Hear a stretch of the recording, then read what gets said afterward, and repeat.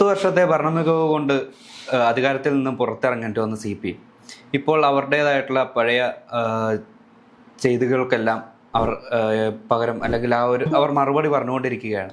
CPM നേതൃത്വത്തിൽ ഉള്ള പിണറായി വിജയനും MV ഗോവിന്ദനും രൂക്ഷമായ വിമർശനങ്ങൾ ഏൽക്കേണ്ടി വന്നു. കൂടാതെ ED അന്വേഷണവുമായി ബന്ധപ്പെട്ട് അദ്ദേഹത്തിൻ്റെ വീട് റെയ്ഡ് ചെയ്യപ്പെട്ടു. ഇതുപോലെല്ലാം തുടർന്ന് വിവാദങ്ങൾക്കിടയിലും പ്രതിപക്ഷ നേതാവായി അദ്ദേഹം ഇപ്പോഴും തുടരുകയാണ്.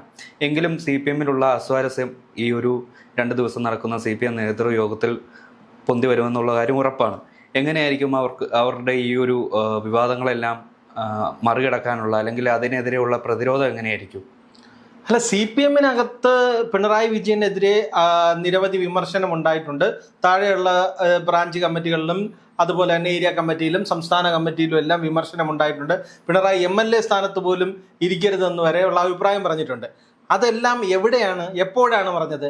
പിണറായി വിജയന്റെ സാന്നിധ്യത്തിലല്ല, പിണറായി വിജയൻ പങ്കെടുക്കുന്ന കമ്മിറ്റിയിലല്ല. പിണറായി വിജയൻ പങ്കെടുക്കുന്ന കമ്മിറ്റിയിൽ അദ്ദേഹം ഒരു കസേരയിൽ ഇരിക്കുമ്പോൾ അദ്ദേഹത്തിന്റെ മുമ്പിൽ എണീറ്റ് നിന്ന് പിണറായി വിജയനെതിരെ ഒരു വിമർശനം ഉന്നയിക്കാൻ CPMൽ ആര് തയ്യാറാകും എന്നൊരു വലിയ ചോദ്യമുണ്ട്. കാരണം കഴിഞ്ഞ 30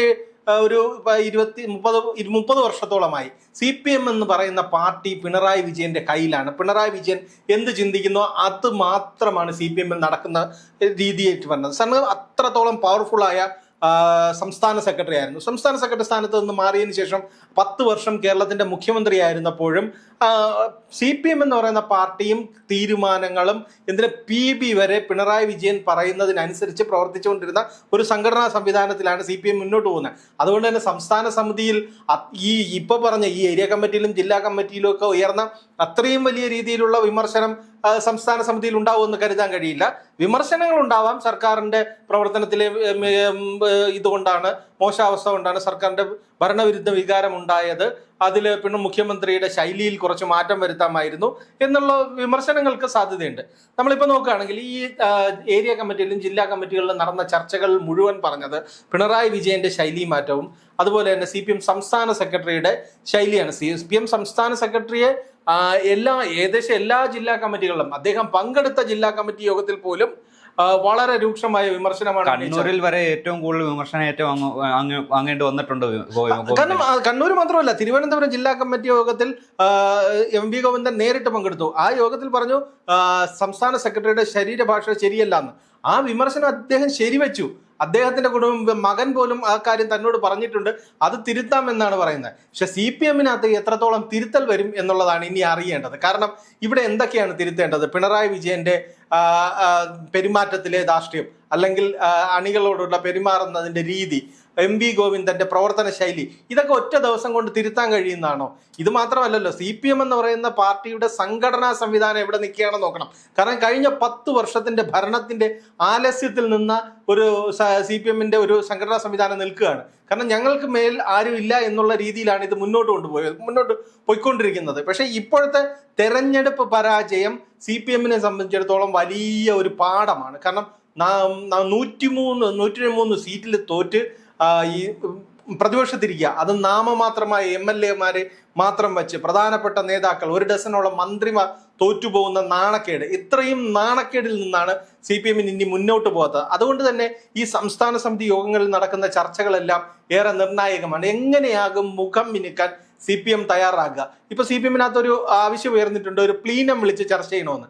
പ്ലീനം നേരത്തെ CPMൽ വന്നിട്ടുണ്ട്, പല തെറ്റുതിരുത്തൽ രേഖകൾ വന്നിട്ടുണ്ട്, തെറ്റുതിരുത്തി ഞങ്ങൾ മുന്നോട്ട് പോകുമെന്ന് പറഞ്ഞിട്ടുണ്ട്. കാര്യമായ ഒരു തെറ്റുതിരുത്തലും ഉണ്ടായിട്ടില്ല. CPM എങ്ങനെയാണോ പ്രവർത്തിച്ചിരുന്ന ആ ശൈലിയിൽ തന്നെ മുന്നോട്ട് പോവുകയാണ്. പിന്നെ ഇപ്പോൾ സംഘടനാപരമായി എന്തൊക്കെ തിരുത്തൽ വരും, അതാണ് ഇനി സംസ്ഥാന സമിതി കഴിയുമ്പോൾ നമുക്ക് അറിയേണ്ടത്. അതായത് ഇനി ഏറ്റവും കൂടുതൽ അല്ലെങ്കിൽ ഇതിൽ ഉയർന്നു വരാൻ പോകുന്നത് എന്താണെന്ന് വെച്ചാൽ മുൻ മന്ത്രിമാരുടെ പരാജയം, അല്ലെങ്കിൽ അവർ ഭരണത്തിലുണ്ടായ പരാജയം കൊണ്ടാണല്ലോ മന്ത്രിമാരെല്ലാവരും തിരഞ്ഞെടുപ്പിൽ ഏറ്റവും കൂടുതൽ പരാജയപ്പെട്ടത്. അവർക്കെതിരെ രൂക്ഷമായ വിമർശനങ്ങൾ ഈ ഒരു പ്ലീനത്തിൽ ഉണ്ടാവാൻ സാധ്യത ഉണ്ടാവും. പ്ലീനത്തിലല്ല, സംസ്ഥാന സമിതി യോഗത്തിൽ തീർച്ചയായിട്ടും ഉണ്ടാവും. കാരണം എന്ന് പറഞ്ഞു കഴിഞ്ഞാൽ, ഒന്നാം പിണറായി സർക്കാരിനെ കമ്പയർ ചെയ്യുമ്പോൾ രണ്ടാം പിണറായി സർക്കാരിലെ മന്ത്രിമാരുടെ പെർഫോമൻസ് വളരെ മോശമാണെന്ന് CPMനുള്ളിൽ തന്നെ നേരത്തെ വിലയിരുത്തലുള്ളതാണ്. കാരണം പലതവണ CPMന്റെ യോഗങ്ങളിലെല്ലാം ഈ വിഷയം ചർച്ചയായിട്ടുള്ളതാണ്. മന്ത്രിമാരുടെ പ്രവർത്തനങ്ങളിലെ മികവില്ലായ്മ, അതുകൊണ്ട് തന്നെ ഈ സംസ്ഥാന സമിതി യോഗത്തിലും കൃത്യമായി അത് വിമർശനമായിട്ട് ഉന്നയിക്കും. കാരണം ഒരു സർക്കാർ എവിടെയാണ് പരാജയപ്പെടുന്നത്? ഇപ്പം മുഖ്യമന്ത്രി പിണറായി വിജയൻ മാത്രം വിചാരിച്ചാൽ മുന്നോട്ട് കൊണ്ടുപോകുന്നതല്ല ഒരു സർക്കാർ. അതിന് ഒരു 20 മന്ത്രിമാർക്ക് കൂടിയുണ്ട്. അവരുടെ പെർഫോമൻസ് മോശമാവുന്നു, അവർ ജനങ്ങളോട് സംവദിക്കുന്ന രീതി ശരിയാകുന്നില്ല. ഒരു പദ്ധതി വരുമ്പോൾ ആ പദ്ധതിയുമായി ബന്ധപ്പെട്ട് കുടിയൊഴിപ്പിക്കുന്നതിൽ വരുന്നവരെയും എല്ലാവരെയും കേൾക്കാൻ, അങ്ങനെ ഒരു കൃത്യമായ പഠനത്തിലൂടെ ഒരു കൃത്യമായി മുന്നോട്ട് പോകാതെ ഞങ്ങളുടെ തീരുമാനം ഇതാണ്, ഞങ്ങളാണ് ഭരിക്കുന്നത്, ഞങ്ങൾ ഇത് അടിച്ചേൽപ്പിക്കും എന്നുള്ള ചിന്താഗതിയിലുള്ള മന്ത്രിമാരുടെ സംസാരങ്ങൾ, ഇതെല്ലാം തന്നെയാണ് ഈ തിരിച്ചടിക്ക് കാരണമായത്. കാരണം ഇതിലിപ്പോൾ പിണറായി വിജയനെ മാത്രം കുറ്റം പറയേണ്ട കാര്യമില്ല. പിണറായി വിജയൻ മാത്രം വിചാരിക്കുന്ന അല്ല ഒരു CPM-ഓ സർക്കാരോ. അപ്പൊ അതിനകത്ത് മന്ത്രിമാരുടെ പ്രവർത്തനങ്ങളിലും വകുപ്പുകളിലും അവർ കൈകാര്യം ചെയ്തതിലും വീഴ്ചകൾ ഉണ്ടായിട്ടുണ്ട്. ആ വീഴ്ചകൾ എന്തായാലും സംസ്ഥാന സമിതിയിൽ വലിയ വിമർശനത്തിന് വയ്ക്കും. കാരണം പ്രത്യേകിച്ചും സജി ചെറിയാനൊഴികെ ബാക്കി എല്ലാവരും തോറ്റുപോവുകയാണ്. സജി ചെറിയാനും മുഹമ്മദ് റിയാസും ബാക്കി എല്ലാവരും തോറ്റുപോകുന്നു. ഇതെന്തൊരു ഗുരുതരമായ അവസ്ഥയാണ്. അപ്പൊ അത്രത്തോളം ജനങ്ങളിൽ നിന്ന് അകന്നാണ് കഴിഞ്ഞ പിണറായി മന്ത്രിസഭയിലെ CPM മന്ത്രിമാർ പ്രവർത്തിച്ചിരുന്നത് എന്നുള്ളതിന്റെ തെളിവാണത്.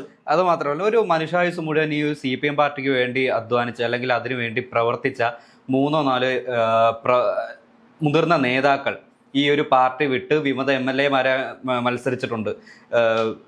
ആലപ്പുഴയിൽ അമ്പലപ്പുഴയിൽ ജി സുധാകരൻ, കൊട്ടാരക്കരയിൽ ആയിഷ പോറ്റി, കൂടാതെ TK ഗോവിന്ദൻ, V കുഞ്ഞികൃഷ്ണൻ, ഇവരെല്ലാവരും ആകെ ഒരു ശബ്ദത്തിൽ പറയുന്നത് ഒരു തരത്തിൽ പിണറായി വിജയനെയോ അത് മാത്രമല്ല പിണറായി വിജയൻ നയിച്ചു കൊണ്ടുവരുന്ന CPM-ന്റെ ആ ഒരു പ്രവർത്തന ശൈലിയുമാണ്. ഈ ഒരു പ്രവർത്തന ശൈലി ഈ ഒരു സമ്മേളനത്തിൽ ഏറ്റവും കൂടുതൽ വിമർശനം ഉയർത്തുന്നുള്ള കാര്യത്തിൽ ഉറപ്പാണ്.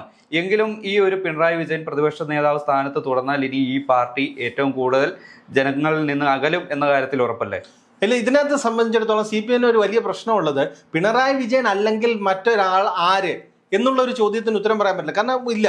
കാരണം പിണറായി വിജയൻ നിയമസഭയിൽ ഇരിക്കുമ്പോൾ അതിലും മുകളിലുള്ള ആരാണ് ഈ ചുമതല ഏൽപ്പിക്കുക എന്നുള്ളതാണ്. ഇപ്പൊ തന്നെ വളരെ ചെറിയ MLA-മാരുടെ എണ്ണത്തിലാണ് ഇരിക്കുന്നത്. സ്വന്തമായി ഒരു രാജ്യസഭാ സീറ്റ് പോലും ജയിപ്പിക്കാൻ കഴിയാത്ത രീതിയിലാണ് LDF ചുരുങ്ങിയിരിക്കുന്നത്. അപ്പൊ അതുകൊണ്ട് തന്നെ പിണറായി വിജയനെ പോലെ ഒരു നേതാവിനെ വീണ്ടും ആശ്രയിക്കുക അല്ലാതെ വേറെ ഒരു ഓപ്ഷനും CPM-ന് മുന്നിലില്ല. പിണറായി വിജയൻ എണീറ്റ് നിന്ന് സംസാരിക്കുമ്പോൾ കിട്ടുന്ന ആധികാരികതയും പിന്തുണയും വേറെ ഒരു നേതാക്കളും അവിടെ സംസാരിച്ചാലും കിട്ടാനില്ല. അതുകൊണ്ടാണ് CPM വീണ്ടും പിണറായി വിജയനിൽ തന്നെ ആശ്രയം വയ്ക്കുന്നത്. കാരണം ജനങ്ങൾ ഇഷ്ടപ്പെടുന്ന നേതാക്കളൊന്നും ഇല്ല, ജനങ്ങളുടെ വിഷയങ്ങൾ പറയുന്ന നേതാക്കളും ഇല്ല. അതാണ് കുഴപ്പം. ആ വിഷയങ്ങൾ അവതരിപ്പിക്കുന്നതിന് വേണ്ടിയിട്ടാണ്. പിന്നെ നേരത്തെ പറഞ്ഞ വിമതരുടെ കാര്യം, ഐഷ പോറ്റി കൊട്ടാരക്കരയിൽ മത്സരിച്ചു. അവര് ഒരു ആശയപരമല്ല, എന്നെ പരിഗണിക്കുന്നില്ല എന്നുള്ള പരാതിയുടെ പേരിൽ CPM-മായി ഏറെ നാളായി അകന്നു നിന്നു. മറ്റു 3 പേർ, വിജയിച്ച 3 പേരുണ്ട്. ഇപ്പൊ അമ്പലപ്പുഴയിൽ ജി സുധാകരൻ, CPM-ന്റെ ഇതുവരെയുള്ളതിൽ ഏറ്റവും മികച്ച നേതാവ്, ഏറ്റവും മികച്ച മന്ത്രിയൊക്കെ ആയി പ്രവർത്തിച്ചിരുന്ന ഒരാൾ. അദ്ദേഹം ഇതിനു മുന്നിൽ എന്താണ് പറഞ്ഞത്? പാർട്ടിയിലെ ക്രിമിനൽ വൽക്കരണം, ഇതിനെ ഞാൻ എതിർക്കുന്നു എന്ന് പറഞ്ഞു വന്നാണ് അമ്പലപ്പുഴയിൽ മത്സരിച്ചത്. അമ്പലപ്പുഴയിലെ സിറ്റിംഗ് MLA തോപ്പിച്ചിട്ടാണ് ജി സുധാകരൻ ജയിച്ചു വന്നത്. ഇത് അമ്പലപ്പുഴയിലെ കാര്യം. ഇതിലും ഗൗരവമുള്ളതാണ് കണ്ണൂരിലെ തളിപ്പറമ്പും പയ്യന്നൂരും. CPM മാത്രം ജയിക്കുന്ന, CPM-ന്റെ കോട്ട. ഏതെങ്കിലും ഒരു സ്ഥാനാർത്ഥിയെ CPM തീരുമാനിച്ചാൽ 25,000-ന് മേൽ ഭൂരിപക്ഷത്തിൽ കാലാകാലങ്ങളായി വിജയിച്ചു കൊണ്ടിരുന്ന ഈ 2 മണ്ഡലങ്ങൾ. ഈ 2 മണ്ഡലങ്ങളിലും പറഞ്ഞാൽ എന്തുകൊണ്ടാണ്? CPM-നുള്ള ഇപ്പോൾ ഉണ്ടായിക്കൊണ്ടിരിക്കുന്ന ജീർണതയുടെ ഫലമായിട്ടാണ് ഈ 2 തോൽവി ഉണ്ടായത്. അവിടുത്തെ CPM-കാരടക്കം ഈ വിമതർ കോട്ട് ചെയ്തു. അതുകൊണ്ടാണ് ഈ വിജയം. ഒരാൾ ഉന്നയിച്ച എന്താണ്? പയ്യന്നൂർ കുഞ്ഞികൃഷ്ണൻ ഉന്നയിച്ച വിഷയം എന്താണ്? രക്തസാക്ഷി ഫണ്ട് തട്ടിപ്പ്. ധനരാജിന്റെ രക്തസാക്ഷി ഫണ്ടിൽ തട്ടിപ്പ് നടന്നു എന്ന് പറഞ്ഞതാണ്. അത് തെളിവടക്കം വന്നിട്ടും ആ വിഷയത്തെ അഡ്രസ് ചെയ്യാതെ കുഞ്ഞികൃഷ്ണനെ വർഗവഞ്ചകനായും വർഗശത്രുവായും പ്രഖ്യാപിച്ച് ഒതുക്കാനാണ് ശ്രമിച്ചത്. ജനം ഇത് കാണുകയായിരുന്നു. അതുകൊണ്ടാണ് അവിടുത്തെ CPM-കാരടക്കം കുഞ്ഞികൃഷ്ണൻ ഒപ്പം നിന്നത്. CPM-കാരടക്കം ഒറ്റ ചെയ്തിട്ടാണ് ജയിച്ചത്. ഇവിടെ തളിപ്പറമ്പിൽ വന്നാണ് എന്താണ്? സ്വന്തം ഭാര്യയെ സംസ്ഥാന സെക്രട്ടറി ആയതുകൊണ്ട് മത്സരിക്കുന്നില്ല എന്നുള്ളത് കൊണ്ട് തളിപ്പറമ്പിൽ സ്വന്തം ഭാര്യയെ മത്സരിപ്പിക്കാൻ MV ഗോവിന്ദൻ തീരുമാനിച്ചു. അതിനെതിരെയായിരുന്നു പ്രശ്നം. TK ഗോവിന്ദൻ വന്ന് മത്സരിച്ച എന്താണ്? CPM വിട്ട് വന്ന് മത്സരിച്ചു. അവിടെയും വലിയ വിജയം. ജനങ്ങൾ കാണുന്നില്ലേ? അവര് CPM-നകത്തെ ജീർണത മനസ്സിലാക്കി ഇത് കൃത്യമായി വോട്ട് ചെയ്തു. ഇപ്പൊ പാർട്ടി കോട്ടകൾ എന്ന് പറഞ്ഞാൽ എന്താണുള്ളത്? പണ്ട് CPM-ന് ഒരുപാട് പാർട്ടി കോട്ടകളുണ്ട്. ഇപ്പൊ ഉണ്ടോ? തൃക്കരിപ്പൂർ രൂപീകരിച്ചിട്ട് ഇതുവരെ CPM മാത്രം ജയിച്ചിരുന്ന മണ്ഡലം. ഇവിടെ ഇപ്പൊ ഇത്തവണ സന്ദീപ് വാര്യറാ ജയിച്ച. ധർമ്മടത്ത് 6 റൗണ്ട് കഴിയേണ്ടി വന്നു മുഖ്യമന്ത്രിക്ക് ഒന്ന് ലീഡ് ചെയ്യാൻ. ഇതൊക്കെയാണ് പാർട്ടി കോട്ടകൾ എന്ന് പറഞ്ഞുകൊണ്ടിരുന്നത്. അതെല്ലാം തകരുകയാണ്. എന്ന് വെച്ചാൽ CPM-ന്റെ ഏറ്റവും കടകലി തന്നെ കത്തി വെച്ചിട്ടുണ്ട്. അത് മനസ്സിലാക്കിയുള്ള തിരുത്തലാണ് വേണ്ടത്. കാരണം ഈ തിരുത്തൽ കുറച്ചെങ്കിലും സാധ്യമാകുന്നത് കേരളത്തിൽ മാത്രമാണ്. കാരണം ബാക്കി ഭരണം തെറിച്ചു പോയിടത്തെല്ലാം ഇപ്പൊ ഒരു ചുവന്ന കൊടി കിട്ടാൻ പോലും ആളില്ലാത്ത അവസ്ഥയാണ്. ബംഗാളിലോ ത്രിപുരയിലോ ഇനി CPM-ന് തിരിച്ചു വരവിനെ കുറിച്ച് സ്വപ്നം കാണാൻ പോലും പറ്റത്തില്ല. പക്ഷെ അല്പമെങ്കിലും സംഘടനാ സംവിധാനം മിച്ചമുള്ളത് കേരളത്തിലാണ്. അത് മനസ്സിലാക്കി അതിലൊരു തിരുത്തൽ കൊണ്ടുവന്നാൽ CPM-ന് മുന്നോട്ട് വരാം. കാരണം എന്ന് പറഞ്ഞാൽ CPM പോലൊരു രാഷ്ട്രീയ പാർട്ടിക്ക് കേരളത്തിൽ അത്യാവശ്യം നല്ല രീതിയിൽ അണികളുണ്ട്, പാർട്ടിക്ക് ഒപ്പം നിൽക്കാൻ ആൾക്കാരുണ്ട്, ജനങ്ങൾക്ക് ഇപ്പോഴും CPM-ൽ വിശ്വാസമുണ്ട്. അതുകൊണ്ട് തന്നെ CPM ഇപ്പോൾ ചെയ്ത ഇതല്ലെങ്കിൽ കഴിഞ്ഞ 10 വർഷമായി ജനങ്ങളോട് ചെയ്ത ഭരണവിരുദ്ധമായ കാര്യങ്ങൾക്ക്, ജനവിരുദ്ധമായ കാര്യങ്ങൾക്ക് ഒരു തിരിച്ചടി കൊടുത്തതാണ്. പക്ഷെ തെറ്റ് തിരുത്തി വരേണ്ടത് ആവശ്യമാണ്. കാരണം CPM എന്ന് പറയുന്ന രാഷ്ട്രീയ പാർട്ടി കേരളത്തിൽ അത്യാവശ്യമാണ്. ഇല്ലെങ്കിൽ വർഗീയ ശക്തികൾ ഇവിടെ ശക്തി പ്രാപിക്കുന്ന ഘട്ടത്തിലേക്ക് കാര്യങ്ങൾ പോകുക. അതുകൊണ്ട് തന്നെ CPM വേണം. പക്ഷെ ആ തെറ്റുകൾ എവിടെയാണ് സംഭവിച്ചത്, ആ പാളിച്ചകൾ എവിടെയാണ് സംഭവിച്ചത്, അത് തിരുത്തി വേണം വരാൻ. അത് തിരുത്താനാണ് ഈ സംസ്ഥാന സമിതി കൂടുന്നതെങ്കിലും അതിനുശേഷം പ്ലീനം ചേരുന്നതെങ്കിലും ആ തിരുത്തലുകൾ രേഖകളിൽ മാത്രമാക്കാതെ അത് കൃത്യമായി നടപ്പിലാക്കി ശൈലി മാറ്റം കൊണ്ടുവന്ന് എവിടെയൊക്കെയാണോ തിരുത്തേണ്ടത്, ആരൊക്കെയാണോ പല നേതാക്കളും ഉന്നയിച്ച പോലെ ക്രിമിനൽ വൽക്കരണം ഉണ്ടെങ്കിൽ അതിൽ മാറ്റം വരുത്തി ജനങ്ങൾക്കൊപ്പം നിന്ന് ജനകീയ വിഷയങ്ങൾ പ്രതിരോധിച്ചാൽ ജനങ്ങൾ വീണ്ടും ഒപ്പം നിൽക്കും. അത് CPM മനസ്സിലാക്കി പ്രവർത്തിച്ചാൽ മാത്രം മതി. കൂടാതെ LDF കൺവീനറായ TP രാമകൃഷ്ണൻ പറഞ്ഞിരുന്നു ഈ CPI-യുടെ കാര്യത്തിൽ, അതായത് പ്രതിപക്ഷ ഉപനേതൃത്വ സ്ഥാനത്തിൽ CPI-യും തമ്മിൽ തെറ്റില്ല, അല്ലെങ്കിൽ ആ ഒരു വിയോജിപ്പില്ല, അത് ചർച്ച ചെയ്ത് തുടരും. ഇപ്പോൾ ഈ CPI പിടിച്ചു നിന്ന് അല്ലെങ്കിൽ തെറ്റി നിൽക്കുന്ന സാഹചര്യത്തിൽ അവർ ഒരു മുന്നണി മാറ്റത്തിന് വേണ്ടി തീരുമാനിച്ചാൽ, അതിനുവേണ്ടി ഇറങ്ങി തിരിച്ചാൽ ഇവരെ തിരിച്ചു വിളിക്കാൻ ഈ CPM തയ്യാറാവും. അതായത് അത് ഈ CPI-യുടെ വിയോജിപ്പ് CPM-ന്റെ ഈ ഒരു യോഗത്തിൽ ചർച്ചയാവാൻ സാധ്യതയില്ലേ? CPM-ന്റെ യോഗത്തിൽ വരാം, വിയോജിപ്പ് ഉണ്ടാവാം. പക്ഷെ അതിന് കൃത്യമായ മറുപടി തന്നെ CPM കൊടുത്തിട്ടുണ്ട്. കാരണം CPI വലിയ ആദ്യം മുതൽ പറഞ്ഞു പ്രതിപക്ഷ ഉപനേതൃസ്ഥാനം ഞങ്ങൾക്ക് വേണം. അതൊരു കീഴ്വഴക്കമേ അല്ല. എല്ലാ കാലങ്ങളിലും LDF പ്രതിപക്ഷത്തിരുന്നപ്പോൾ അവിടെ എല്ലാം ഉപനേതൃസ്ഥാനത്തിരുന്നത് CPM-കാർ തന്നെയായിരുന്നു. കാരണം ഏറ്റവും അവസാനം കണ്ട VS അച്യുതാനന്ദൻ പ്രതിപക്ഷ നേതാവായപ്പോൾ കോടിയേരി ബാലകൃഷ്ണനായിരുന്നു ഉപനേതാവായിരുന്നത്. അതാണ് CPM-ന്റെ രീതി, LDF-ലെയും കീഴ്വഴക്കം. ഇപ്പൊ എന്താണ് അവസ്ഥ? CPI-ക്ക് തെരഞ്ഞെടുപ്പിൽ വലിയ പരാജയം ഉണ്ടായി. സംസ്ഥാന സെക്രട്ടറി അവരുടെ സംസ്ഥാന സമ്മേളനം നടന്നപ്പോൾ മുതൽ ഇതുവരെയും സംസ്ഥാന സെക്രട്ടറിയായ ബിനോയ് വിശ്വം വലിയ വിമർശനം ഏറ്റുവാങ്ങുന്നു. അപ്പോൾ പാർട്ടിക്ക് ഞങ്ങൾക്ക് മുന്നണിയോട് ഫൈറ്റ് ചെയ്ത് ഇതുപോലെയുള്ള സാധനങ്ങൾ വാങ്ങാൻ കഴിയുന്ന അല്ലെങ്കിൽ സ്ഥാനങ്ങൾ നേടാൻ കഴിയുന്ന ഒരു നേതൃത്വമാണ് CPI-ക്ക് ഉള്ളതെന്ന് തെളിയിക്കുന്നതിന്റെ ഭാഗമായിട്ടാണ് ഈ പ്രതിപക്ഷ ഉപനേതൃസ്ഥാനത്തിന് വേണ്ടിയുള്ള ചർച്ച. ഈ ചർച്ചകൾ തുടങ്ങുന്നതിന് അല്ലെങ്കിൽ ഒരു ഉഭയകക്ഷി ചർച്ച എന്ന് പറഞ്ഞ് CPI സംസ്ഥാന സെക്രട്ടറിയെ AK സെന്ററിലേക്ക് വിളിച്ചു വരുത്തി കൂടിക്കാഴ്ച നടത്തുന്നതിന്റെ തലേദിവസം തന്നെ CPM തീരുമാനം പ്രഖ്യാപിച്ചു കഴിഞ്ഞു. ആ സീറ്റിൽ ബാലഗോപാലിനെ ഇരുത്തിയും കഴിഞ്ഞു.